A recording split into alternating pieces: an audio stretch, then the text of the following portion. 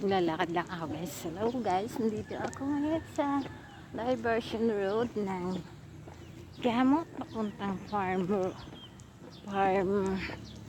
Ito yung farm road. Bali sa barangay ng gamot. Sa Sunflower papunta tayong bundok guys. Ayan. Ayan. Pababa na ako guys. Maganda dito guys mag-jogging, mag-walking every morning and afternoon guys. Talagang mababawasan ang cholesterol nyo guys. Sige, hanggang dito na lang. Bye bye.